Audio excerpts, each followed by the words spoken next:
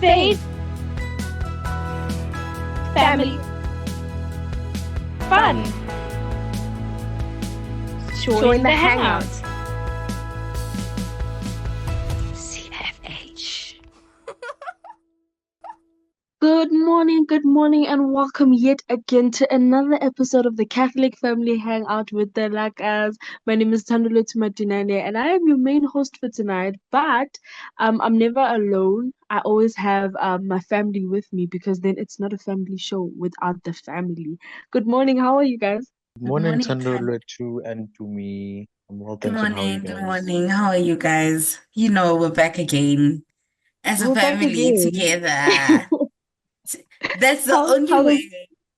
That's literally the only way. How has your guys' week been? A bit tiring, Mm, yeah, but productive. How has for yours sure. been? No, mine has been like quite chaotic if I'm being completely honest, but all of the things that were making it chaotic are things that I've prayed for. I think that's something that I always look at. So, yeah, it was good overall. And you? So it just went well. Yeah, I can't really complain. I can't really complain. We're just grateful for life and what it has to give us. We learn from the worst, exactly. and well, we continue thanking God for the best. Exactly. And that's literally why we're here this Saturday, so that we can rejuvenate our week more than anything. But today the conversation is specific, and it's really related to the things that are upcoming, the things that are absolutely important to someone who calls themselves a Catholic. Today we're The going to be essence dealing of with, being a Catholic. do you understand? A Catholic. So today we're going to be dealing with Holy Week and Palm Sunday, which are events that are underway. Listen, we are having Palm Sunday literally just now in a day, and then Holy Week is coming in a week, and just the preparation that comes behind that. So I'm so excited to be discussing that with y'all. But remember that if you want to stay listened and tuned into Radio Veritas, you can listen on our streaming app www.radioveritas.co.za or on DSTV channel 870. Make sure that you catch us on Spotify as well and on our social media handles. It's Catholic Family Hangout. But for now, let's listen to a song by Alta by Harvey featuring Forrest Frank, and we'll be right back. And we're back right here on the Catholic Family Hangout with the Lakas. We just listened to Altar by Harvey featuring Forrest Frank. And like I mentioned before the break, that today we're dealing with events that are absolutely important in a Catholic's life. You cannot call yourself a Catholic and not understand the point of these events. But either way, that is why the show is here. Now, look, guys, we all come from different parishes, or myself, let me say that. we we are in different parishes, and there's different ways in which we celebrate these events. How does your church are there any specific events that you are aware and conscious of that happen specifically on Palm Sunday? I'll start with you, Hotato, especially because you're an altar server. Well, I can say with my parish. It's the basic things, you know. One thing I like about the Catholic Church is that it's uniform. Mm, It's very uniform when it comes to Holy Week, or not just Holy Week, but then every event, you know, every solemnity that we celebrate within the church. There's really mm-hmm, nothing different that we do. Whatever we do, Kosovo, probably you do it in your ordinary as well. Whatever is for done sure. in the Archdiocese of Johannesburg, it's definitely done in the Diocese of Umtata, and all these other dioceses as well, you know. But I always actually look forward, and we come together, we prepare for Palm Sunday, I Mm. think 2 days before, but because everyone is available today, we'll be coming together very soon today and preparing for tomorrow. But really, there's nothing different. But yeah, Yeah. I think I want to twitch this question or get it a spicy nyana when I move this question to me, because I need to know that as Ngwana Maria, obviously your stature in the church is completely different. But I want to know that when celebrating Palm Sunday, what are some of the things that you ke bitsang mokgatlo wa lona, what's some important things that you guys pray about during this time or celebrate or are even like aware of during Mass, yeah, Palm Sunday? For me, honestly, Nintendo, it's not that different. I feel Yeah. like being Wana Maria is being Wana Maria in its essence. It's beautiful. Mm. You're so pure, and you are looking at life, or you're looking at the Catholic life as a child, a girl child, a pure Mm. virgin child. So I think in this time, you are just observing, because remember, this journey of Wana Maria, it's not like Sekile mo pelo, I'm a Sacred Heart, and I already know that Yeah. my faith is so strong, or I can just solely be a understanding of what it is that I'm doing in this religious life of mine. So I Yeah. think in this time, especially Palm Sunday, this is when I get to see the essence of what really is my faith.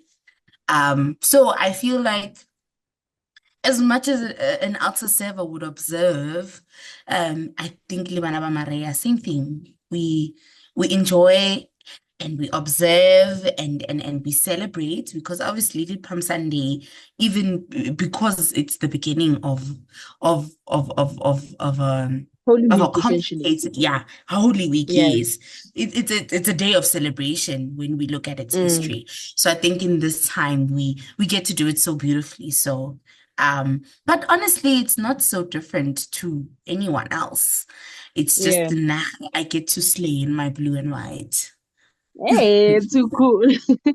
I think I love the things that both of you have said because you've mentioned that it's really not that different. And I think as myself as an altar server, watching Palm Sunday every year for the past 7 years that I've been an altar server, for me, it's not different, yes, in the things that we do that have to be there during that mass. But I think the number of people that are there, Kadi Sunday, are also significant and do cause a difference. The way my priest does things also does add a little bit of a difference. But I think one thing that stands out for me the most, even though half of the time when we do this thing, it's cold as it's so cold. Procession. The procession Yeah, before we begin the mass. What stands out the most to you during your Palm Sunday mass? I'll start with What definitely the Tuli. stands out, procession. uh, Definitely the procession. Sorry, the Yeah. definitely the procession. Ha.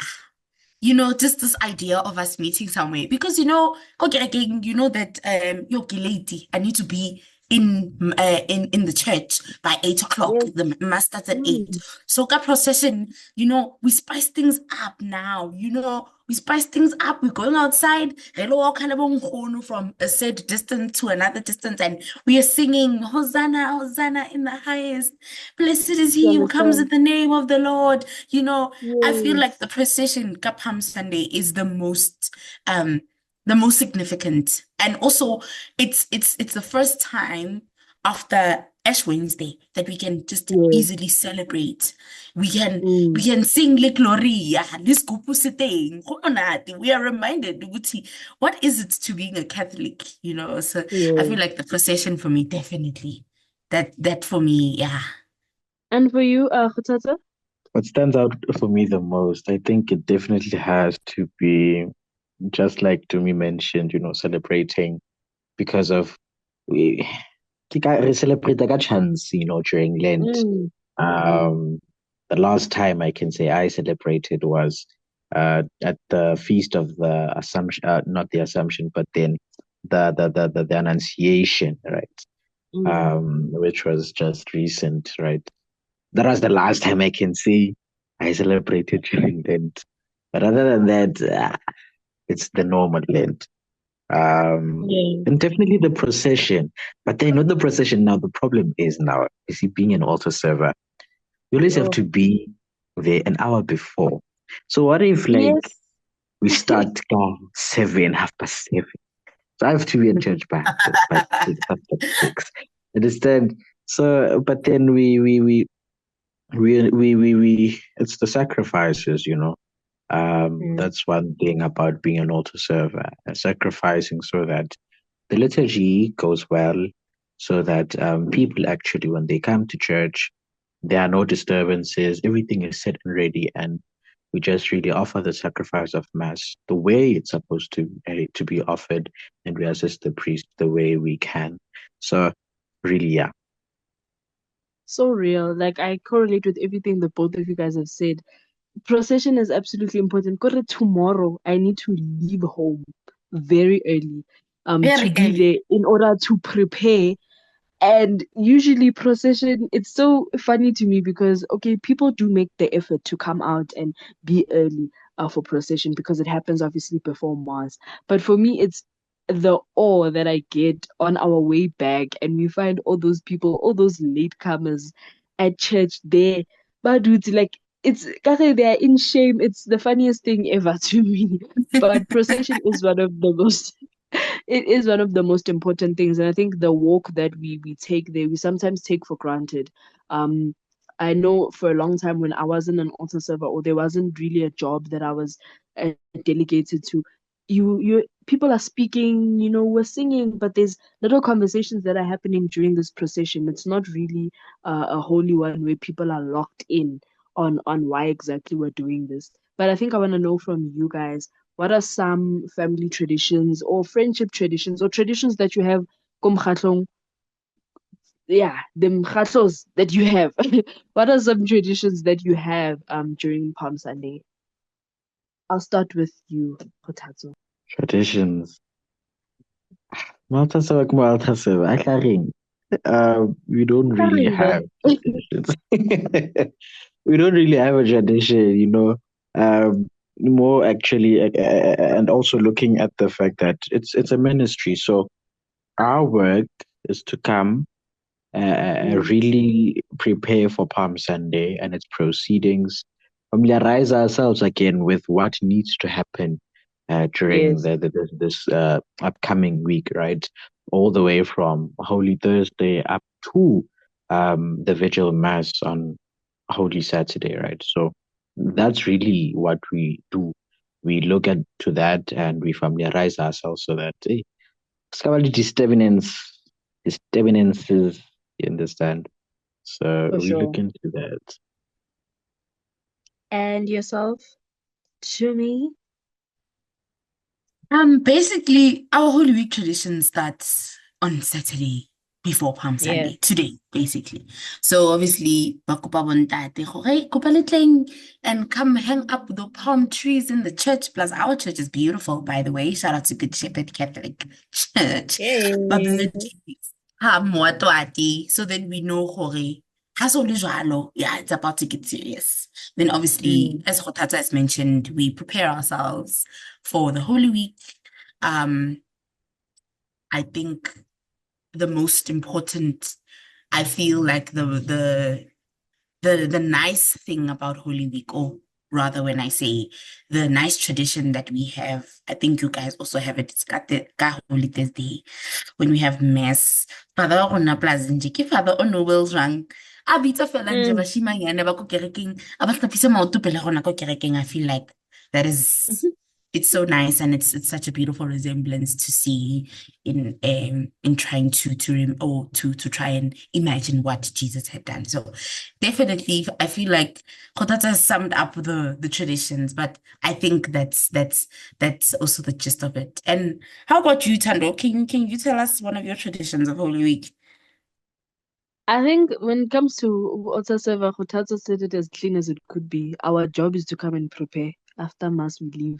But I know at home for the longest time, like ever since I was a kid, usually because I'm not able to capture or get any palms of my own because we're handing them out, my parents will get them and my siblings, and we make them into crosses, and they sit around the house for the longest time. I'm sure like maybe we remove them towards July, end of July, but it's the making of that cross and then each person having a palm in their room, just as a resemblance of that specific Sunday. So I think those are that is the only tradition that we do in our home.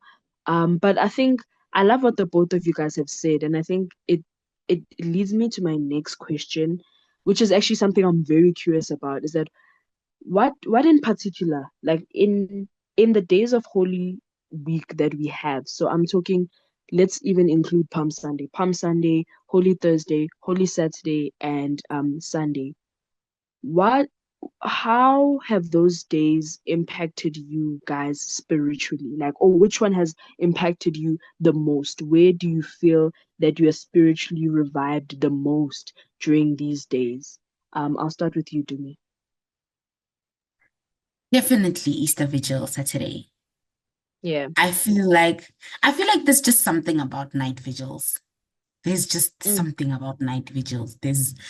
Um there's just something so beautiful about these vigils.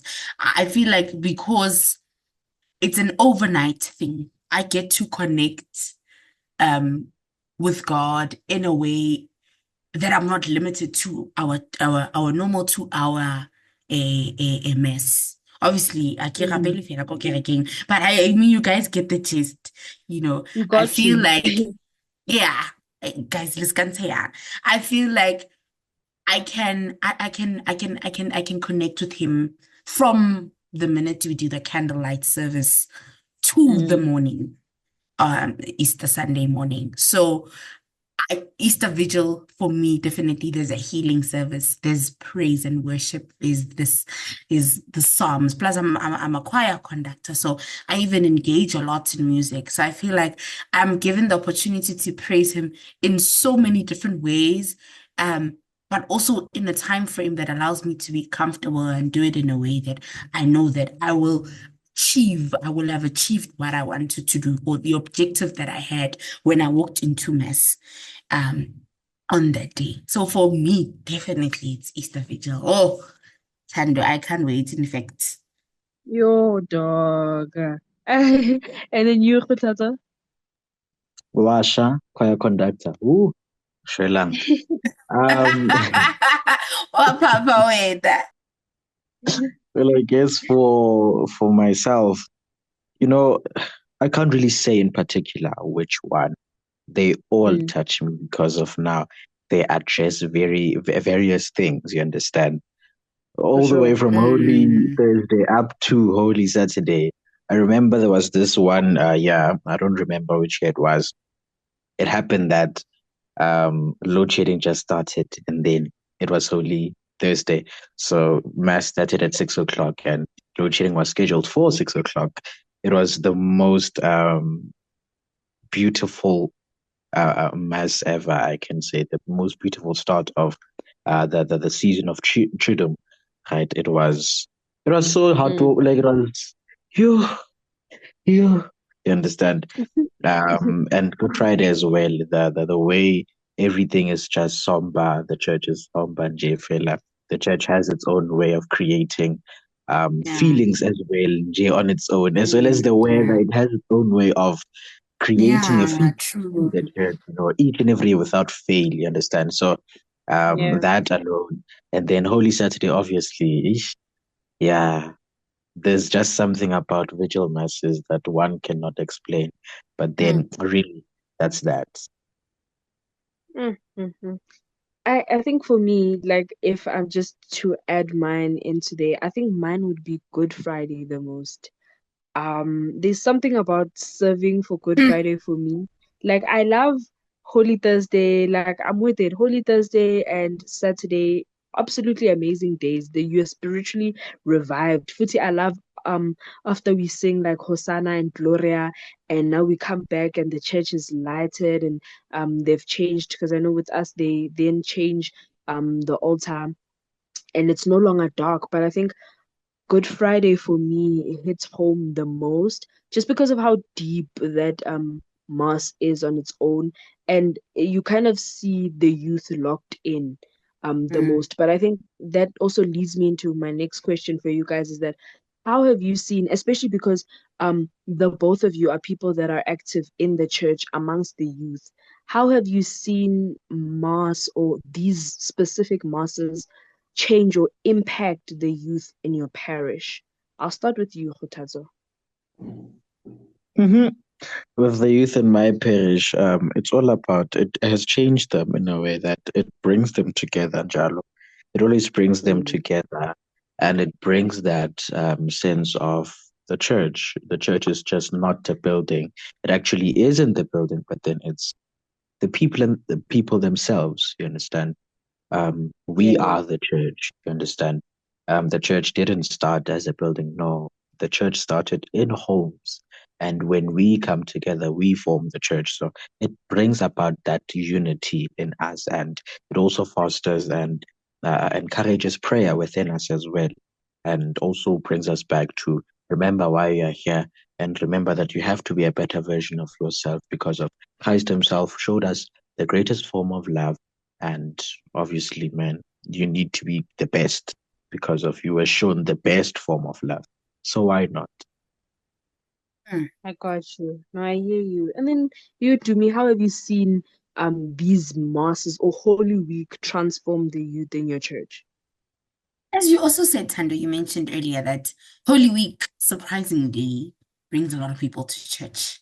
Yeah, you know, Mm. le ba ba sa tleng kerekeng during the year, Yeah. they always find themselves at church. So I feel like with Holy Week, especially with regards to the youth, as Khotat has mentioned, we are joined together in unity.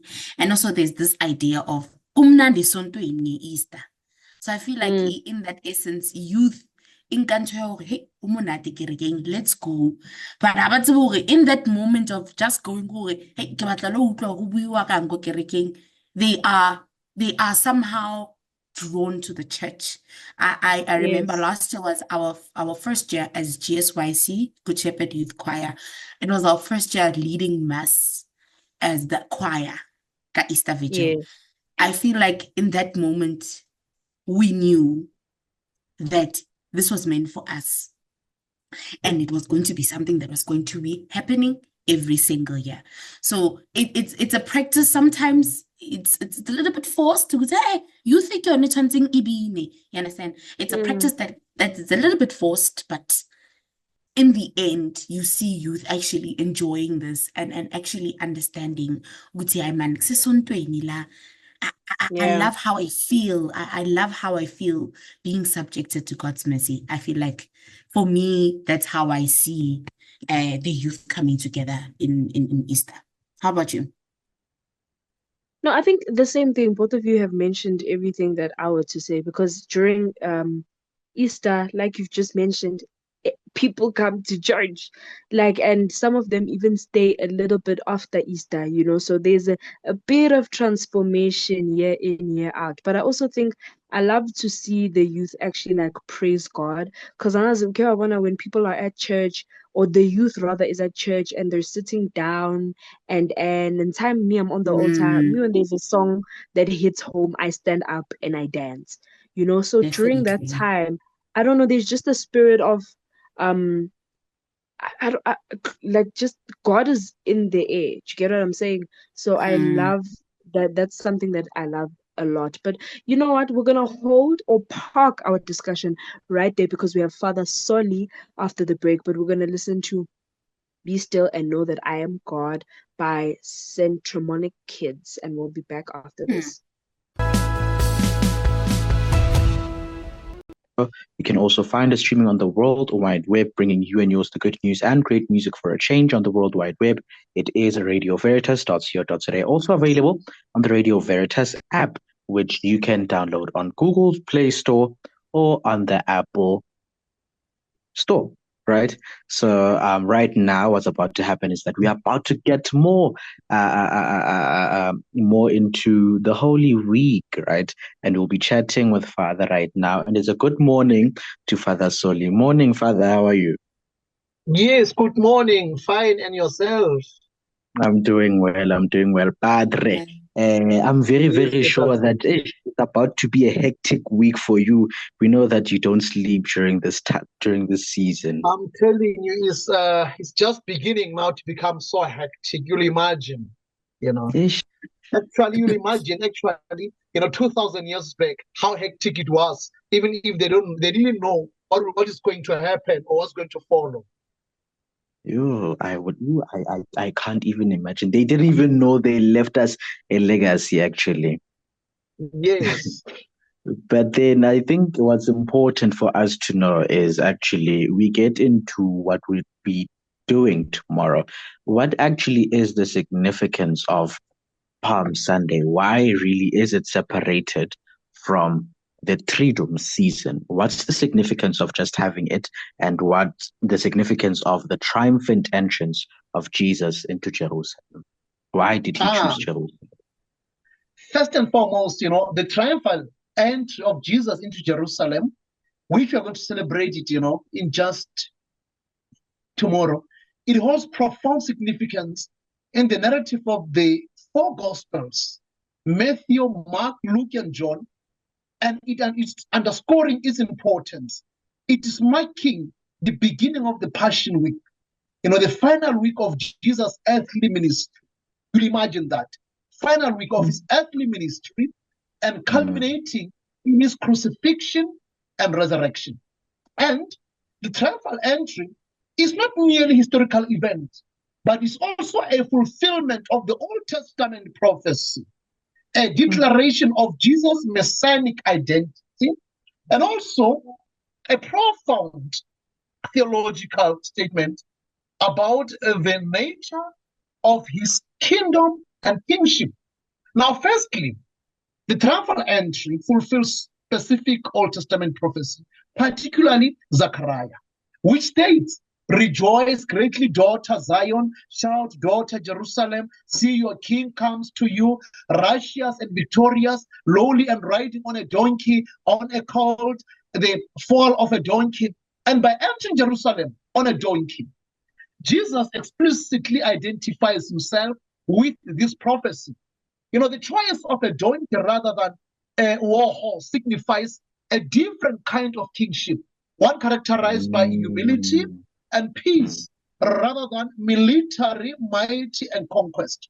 And this act will have resonated deeply with the Jewish people who were familiar with their scriptures and awaiting the messianic, figure. And moreover, the manner of Jesus' entry contrasts sharply with the expectations of a political and military Messiah. The people of Israel will imagine, under the Roman occupation, long for a deliverer who will restore the kingdom of David and overthrow their oppressors. Jesus, however, subverts these expectations. His entry on a donkey symbolizes the inauguration of a spiritual kingdom rather than a political one. And this is further emphasis by the crowd shouting, "Hosanna to the Son of David. Blessed is he who comes in the name of the Lord." And that triumph entry, it also serves as an opening declaration of Jesus' messianic identity. Throughout his ministry, Jesus offered to keep his identity as the Messiah secret, a concept known as the Messianic secret. And however, it is this public act, he openly presents himself as the promised king. And this public declaration sets the stage now for the events of the Passion Week. It forces the hands of the growing influence and the popularity among the people, leading them to plot his arrest and also his crucifixion. And I'll say, in short, the triumph entry of Jesus in Jerusalem, it's a multi-faceted event rich with prophetic fulfillment, theological significance, and practical implication for Christian discipleship. For me and you, it is a pivotal moment that sets the stage of the climatic events of the Passion Week, reveal the nature of Jesus' kingship and the radical nature of the kingdom of God. And through this event, Jesus declares, as I said, his identity, fulfills ancient prophecies, and invites all who witnesses it to consider their understanding of power, their understanding of victory, and the means of salvation. That's really powerful, eh? Really powerful. Now I think another thing that we don't understand is that in the Catholic Church we use symbols. Whatever we use actually is a symbol of something, right? And I mean, why palms? Why really palms? Why couldn't have we just What used maybe jugs? Because of his first miracle was turning water into wine. So why couldn't we have done maybe Rikopan City jug and just come with water? You know, why palms? what a beautiful question. Anyway, just to answer it in short, I mean, have you ever wondered why palm branches hold such importance in the biblical story? You might have seen No. them waved during celebrations or placed on the altar, but their deeper meaning often goes unnoticed. First, in the Bible, palm branches symbolize victory. They symbolize peace and also triumph. They represent also hope and the joyous spirit of faith. And understanding their biblical significance can enrich our appreciation of various traditions, yes, and also rituals, symbolizing of palms. I mean, as I said, let's look at the historical significance. They were used during significant events such as Jesus triumphed into Jerusalem, marking his recognition as the Messiah. And let's look in the Old Testament. Palm branches are celebrated during the Feast of Tabernacles, emphasizing gratitude of God's provision and harvest. And that is in Leviticus chapter 23, verse 40. Let's look at the cultural context. Across the Asian cultures, palm branches represent triumph and acknowledgement of success, reinforcing their importance in biblical narratives. And now let's look at the theological theme. Palm branches are linked with the theme of worship, communal joy, and peace of both the Old and the New Testament, highlighting their ongoing relevance in a religious tradition. And let's look now, lastly, at the religious tradition.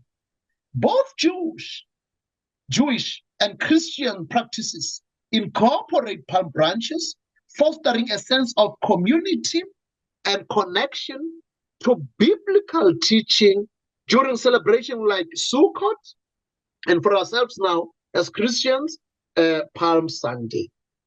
So that is the reason why we use palms. Remember the first thing I said, the symbols of palms, the symbol of victory, the symbol of peace, the symbol of triumph, and also representing hope and the joyous spirit of faith. No, Father, no, we have heard you. I think you answered us really well on why we cannot use jugs. But I think one of the questions that we have also is that how can we understand the shift from people praising Jesus on Palm Sunday to calling for his crucifixion a few days later? Like, how can we fathom that as young people, like as the youth? Because I know that's something that becomes a little bit confusing towards Holy Week, which is very Okay. sacred and yeah, which is very sacred and calls for people But remember, to kind of be attentive. yes. Remember, there were two kind of crowds, As Jesus descended the Mount of Olives towards Jerusalem, the first crowd joyfully spread ropes and palm branches before him, proclaiming him as their, David's king with shout Hosanna. Now, the public acclamation was challenged both Roman authority and the religious establishment. Remember, here you've got people of Jerusalem, and there are people who are also against it. Those are the Roman authority. Now, refusing to silence the crowd, despite of the Pharisees' demands. If you read Luke chapter 19, verse 39 to 40, they refused to silence the crowd, despite the Pharisees' demand that keep this crowd silent because you're going to cause a problem with the Roman authorities. But imagine if you're healed among those people and you see Jesus coming. Obviously, this twist there actually in motion. He knowingly crosses the point of no return. Now, the crowd's reaction to Jesus' arrival was a powerful expression of messianic expectation. Their actions and words, they reflected their hope that he was the long-awaited deliverer from the line of David. And also remember the mistake they were doing here. They wanted to crown him as king. And Jesus, he's trying to tell them that actually, I am not the king of this world. You know, my kingship is of heaven. Now you've got these two crowds, you've got these two kind of feelings. And you laugh at this now when they were spreading their cloak, on the road. An ancient gesture to submission of the king, and also the palms, before Jesus. And as you can read also this in the 2 Kings chapter 9, Jesus royally declaring him to be the son of David. And remember, others now, they are getting angry, while others, they are shouting, Hosanna. And tomorrow they'll be, reading those two readings, they'll be saying, crucify him. Now, because now he'll be now in his way, the passion now itself, it will be starting. Thank you so much for that. I feel like you've explained it so well, and in its deeper application, like when we are individuals, we see this period and we're just saying, what would we have done if we were in this time? I just want to ask you, Father, what is the importance of each day of Holy Week in Scripture? Holy Thursday, Good Friday, Easter Vigil. What is your take on that? Now, actually, let's just take, Holy Week. Holy Week, as I said, begins with the Jesus' triumphal entry into Jerusalem. He healed us, and now we're welcoming him, into Jerusalem with palm and Hosanna. But we know that by the week's end, those cheers turn into jeers. Now he'll be crucified. There's such a stark contrast in this day. The joy of his welcome and the shadow of the cross already now begins to fall. Let's just take on, Holy Monday. After entering Jerusalem, Jesus goes to the temple and drive out the money changers. It's a day of cleansing and confrontation. Now, we ourselves spiritually, we cleanse ourselves and we confront our own sinful way of doing things. On Monday, we are making space for true worship. This is the church tradition. Holy Monday also become a day for practical preparation as household began their cleansing and cooking for Easter. You go on Tuesday, we call it Fig Tuesday. Jesus teaches bold on this day. He curses the fig tree and speaks in parables, confronting the hypocrisy and calling his followers to bear fruits. Nor in some places as Fig Tuesday, this day invites us to reflect on the state of our hearts. Are we living lives rooted in real faith? Then on Wednesday, it will be a Spy Wednesday. This day marks Judas' betrayal. His secret agreement with the chief priest to hand Jesus over for 30 pieces of silver. It is hard, sober day, one that invites us to reflect on the way we too can turn from Christ in small or subtle way. Now we are entering into Triduum now, Holy Thursday. Means 3 days, and it is sacred 3 days journey at the heart of Holy Week. Begins with people, they call it Maundy Thursday, continues with Good Friday and Holy Saturday. It culminates the joyful celebration of the Easter Vigil. These days are not separated events, but one continuous liturgy that invites us to walk with Jesus through his passion, death, and resurrection. And I'll say, these 3 last days, more than any other day during the year, we take special care to remember all Christ has done for us and what it meant to be called his friends. Okay, thank you so much, Father. Hey, yeah, no, Really you're educating powerful. us. Educating Definitely. us in so many Rona ne re ways. itahlela Holy Week. Re be re kopane after Palm Sunday. I thought I really knew what I was doing. I guess I didn't. And I think another thing now, you spoke about Palm Sunday, fulfilling the prophecies of the Old Testament, right? Does the Holy Triduum itself do the same, or Palm Sunday ili one fail? And how? Actually, from Palm Sunday till Easter Vigil, you cannot separate those days. They go it's a package. They go together. Because this is what happened in the Old Testament. Remember the prophecy of Isaiah, and also remember the prophecy of Zechariah. Remember all those prophecies prophesying that your king, this will happen to him. Your king, this will happen to him.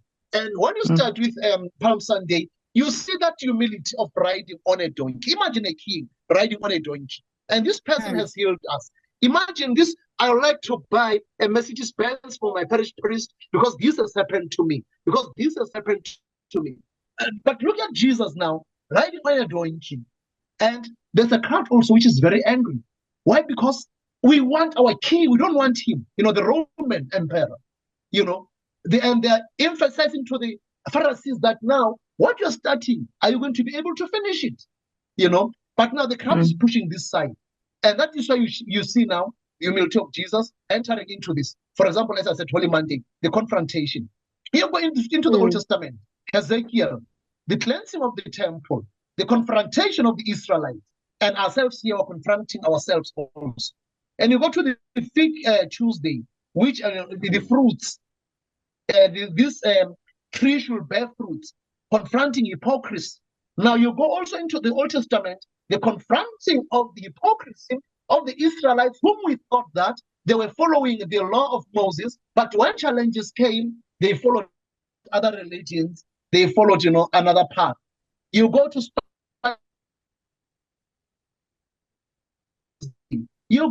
remember, he was killed, spying over them. Then enter, Jesus understood, and the sacrament of the Holy Eucharist, which you cannot separate them. Then after that, what happened? On Friday, he's nailed on the cross. He died. Now, what remains now? Whatever he has instituted, it has to continue the work which he has left us to do.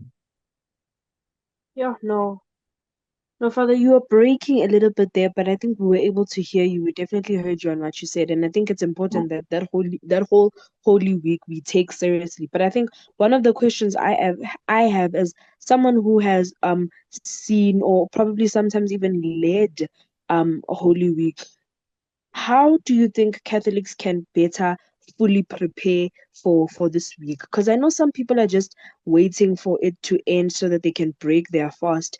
But how do you think that parishioners can be more intertwined on what is happening outside of reading the scripture?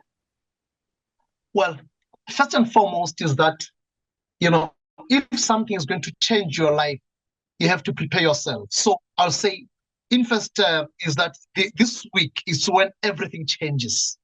When we let ourselves just slow down, enter in and walk each day, very slowly. Don't blame yourself with all the mistakes you are doing, forgetting the keys, forgetting to do this, forgetting to do that. Just say, you know what? I'm a human person. I make mistakes. Let me focus on whom am I. In that way, it will help you to observe whatever is going to take place. Whole week is not just something to observe. It's something to live. You need to understand each and every day. You need to understand Monday, Tuesday, Wednesday. Leave it as it is. Whether you are able to participate in every service, or you're guiding your family through it at home, just just meet God in all these kind of things. Meet God on the street, meet God in the mall, meet God everywhere, and let each and every day unfold with reverence. And at home, let your room, let your space, shade the sacred, and just prepare your heart, so that Easter is just along the way. What I mean Easter, you're focusing on the challenges I've been going through. One day it will be over. They thought when they nailed Jesus on the cross that resurrection was not going to be there. Even yourself, with all the challenges you have, just say, all the challenges I have, one day they will again be over. When there's darkness, tomorrow the light comes out. Take it that way. First and foremost, I'll say, just focus on Jesus, and his earthly journey, as the story unfolds. Imagine your mom, sometimes at home is so beautiful when you see your mom getting old, and wrapping yourself and say, tomorrow night I'll be going as your mom, or tomorrow I'll be going as your grandmom, or as a grandfather, or as your father. Jesus now is just the final stage of the earthly journey. If you like to watch movie, when the movie goes to an end, just look how the steering acts, because he knows that now I'm going, to an end. How am I going to appear that side? As the story unfolds, as I was saying, attention is sharply, we focus now on the steering, the main character. If you watch Titanic, just watch that captain after the Titanic hit the iceberg. Our eyes are focusing on the captain. What is he going to do? Now, for this time now, let me say we want young people to get Jesus, spend time with Jesus, and learn from Jesus. Let's learn from what he did. It is our duty to help and create the time, the space, and atmosphere, for the young people, And the second thing is to create a space, which is very important. Create a space. Create a space in your heart. Create a space in your room. Create a space everywhere. Invite young people. Invite people whom you like them to feel this. That just create a space. As an adult, accompany young people. The important way to live into what we believe. This is what we believe, and this is what's going to happen. And the third thing I'll say, do a hands-on project. A hands-on project. Yeah. Just get donation, if you don't have some money for Easter eggs. It's going to give people that kind of hope that, Christ is going to rise. A hands-on project, it helps people to see that, despite of the problem and challenges I have, there's someone who's going to assist me. Short-term projects, feed of the hungry, collect the money to help providing clean water for the place, work in the homeless shelter, all those kind of things. Volunteer to repair someone's home, who is struggling. Visit people with your community who are lonely or housebound. That it encourages them. It gives them strength. And the fourth thing, always challenge people. Challenge people. If you are among the youth group, challenge them with questions which they are invited, to be encouraged, and also give them a space also to propose something which can help and also which can really bring something into their mind. So that this thing, we have to live it not only during the Holy Week, but beyond Holy Week. Create a calendar. Create a calendar with the young people. Create a calendar with the small Christian community and say, as we are handing out Easter egg, what are we going to do in other days to come? Let's go to business people. Let's ask something which is going to help other people. Okay, I've got these clothes in my room. I'm not using them. Let me hand them. Now I'm continuing the work of Jesus. Remember, Jesus now is resurrected. Now, he's no longer walking as Jesus on earth. Now he's in spirit. Now, people, they want to see Jesus in us. How are they going to see Jesus in us? It's myself and yourself to create that kind of atmosphere. During the Holy Week, gather during the Holy Week, many things as you can, so that the community can try to climb up the tower and take up the new perspective. But again, all this, always be a woman, a man of prayer. Always pray, so that whatever you do it not in your name, but in the name of the one whom you learn from, and now he's going to be crucified, and you are going to be sent to spread the good news. That's really, really, really powerful. And I think what you just told us now actually gives us a more meaning. It makes us actually have more meaning into actually practicing Catholicism and practicing Christianity, because of being a Christian, it's not just by lip service, but it is also about your actions as well, how you carry yourself out throughout your entire life, not just on Sundays and on days of obligation. No, Definitely. but thank you so much, Father Yo. We really appreciate the knowledge you've just given us, sharing with us what the church says about Holy Week and how we can live out our Catholic faith, our Christian faith. Thank you so much, Father. And while you're still tuned into Radio Veritas, for now though, let's go and listen to a song, When You Believe, from the Prince of Egypt. Stay tuned. It is Radio Veritas, the good news for a change.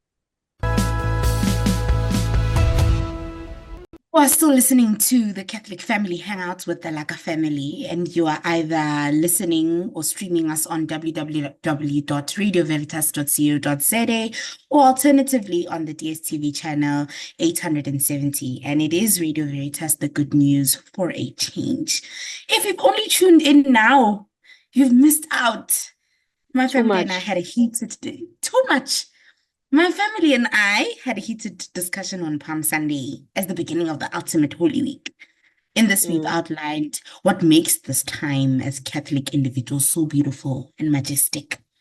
But because now we are the Laka family, we called in Father Soli, and he gave us an extensive explanation of what Palm Sunday is all about. And we really, really appreciate that. It's always so beautiful to learn more about our faith. You can't just be stagnant in what you know.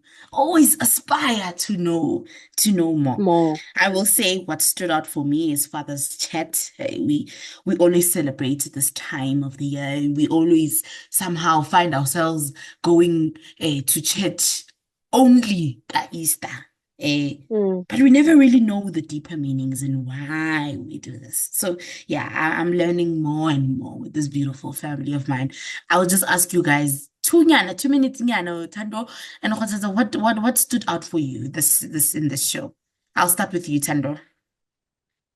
No, I think for me, it was definitely the discussion with Father. And if I'm being quite honest, I remember having this exact discussion with him last year, same time, literally, around this time. And he was discussing the Holy Week. And I think a lot of the things that he said brought me back to the things that he said even last year. But I think what I like about Father Soli is that it's like Catholicism, or just everything that is rooted within, especially this time of the year.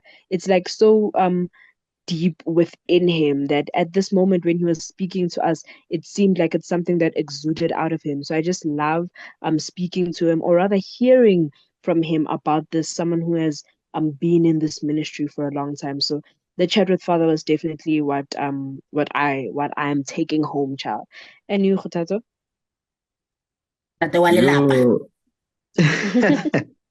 With Father Soli, I thought I knew. I saw. Yeah, I know nothing. I know nothing. No, nothing. Because of it would be a thing of, man, okay, Palm Sunday, okay, Monday and then what? Tuesday and then what? Wednesday and then what? Yeah. But Thursday we come full force. Thursday. Exactly. It's how he explained that no, it's Holy Week for a reason. It's not Palm Sunday and friends. It's not Palm Sunday and Triduum Vela. No, it's Holy Week. It's a week for a reason, and it has biblical origins. That's one thing I love about the Catholic Church.